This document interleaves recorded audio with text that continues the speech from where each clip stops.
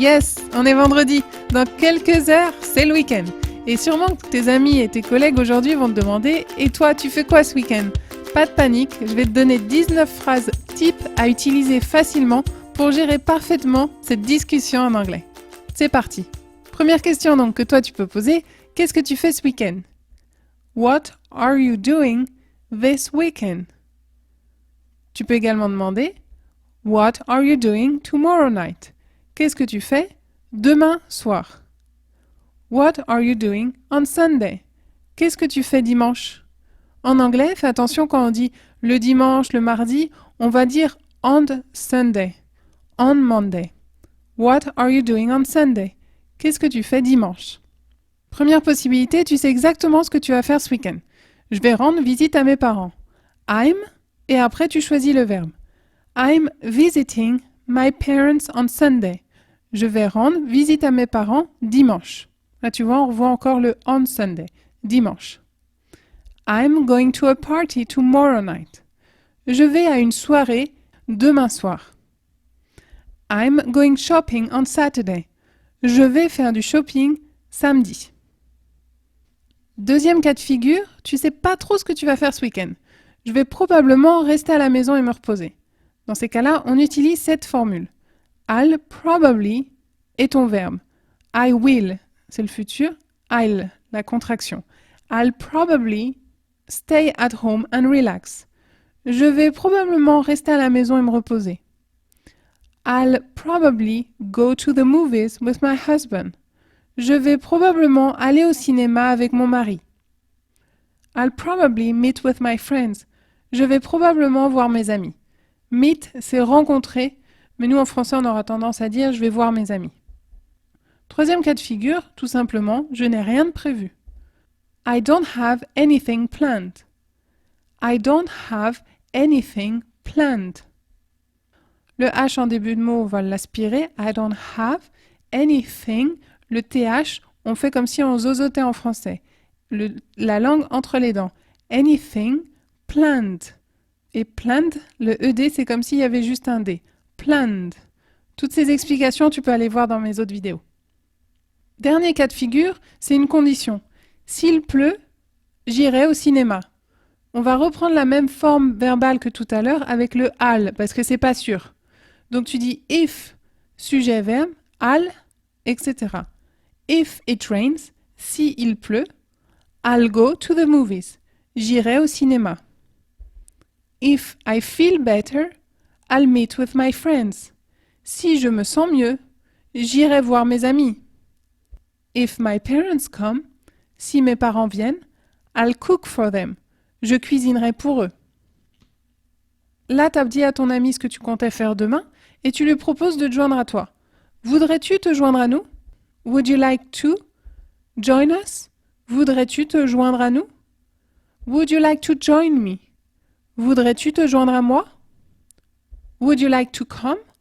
Voudrais-tu venir? Tu devrais venir avec moi. You should come with me. You should come with us. Tu devrais venir avec nous. You should come to the party. Tu devrais venir à la soirée. Ton ami ou ton collègue là te dit que peut-être il va peut-être te rejoindre demain. Alors tu peux lui dire « Laisse-moi te donner mon numéro au cas où tu décides de venir. » Let me give you my number in case you decide to come. Let me give you my number in case you change your mind. Laisse-moi te donner mon numéro au cas où tu changes d'avis. Let me give you my number in case you get lost. Laisse-moi te donner mon numéro au cas où tu te perdes. Ça fait que quelques mois que tu es dans cette ville, donc tu demandes à ton collègue ou à ton ami s'il connaît peut-être un bon restaurant. Sais-tu où je peux trouver un bon restaurant? Do you know where I can find a good restaurant? Do you know where I can find a shopping mall? Sais-tu où je peux trouver un centre commercial? Do you know where I can find a stadium? Sais-tu où je peux trouver un stade pour aller courir, par exemple, le dimanche? Tu peux également poser la question de cette manière. Est-ce que tu connais ce lieu? Do you know about this place? Do you know about this restaurant? Do you know about this park? Vous avez décidé de vous voir demain, mais à quelle heure? What time do we meet tomorrow? À quelle heure on se rencontre demain? What time should I come? À quelle heure je devrais venir? What time does it start? À quelle heure ça commence? Où nous retrouvons-nous demain? Where do we meet tomorrow? Where should I go? Où est-ce que je devrais aller? Where is it? Où est-ce que c'est? Ça commence à 20 heures. It starts at 8 p.m. Le PM, c'est pour insister sur le fait qu'on parle de la soirée. AM, ce serait pour le matin. It starts at 7 o'clock. O'clock, c'est pour insister que ça commence à 7 heures pile. Sous-entendu, essaie de pas être en retard. It starts at 7:30. Ça commence à 7h30. Je serai là à 19h. I'll be there at 7. I'll be there around 8. Je serai là aux alentours de 8h. I'll be there at 8:20 p.m. Là, tu es très précis. Je serai là à 8h20 du soir. Après avoir entendu un peu ce que ton ami compte faire ce week-end, tu trouves ça génial. That sounds great! Tu vas à la soirée demain soir et tu demandes qui sera là. Who is going to be there? Who is going to be there? Ou tu dis à ton ami, j'espère te voir là-bas. I hope to see you there. I hope to see you there. On est vendredi, tu veux souhaiter un bon week-end à tes collègues ou à tes amis et partir, tu leur dis passe un bon week-end. Have a nice weekend. Have a nice weekend.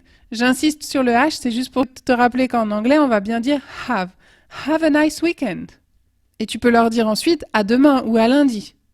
See you, littéralement je te vois. See you tomorrow. À demain. See you on Saturday. À samedi. See you on Monday. À lundi. Et libère-toi enfin de l'anglais avec My Liberty TV.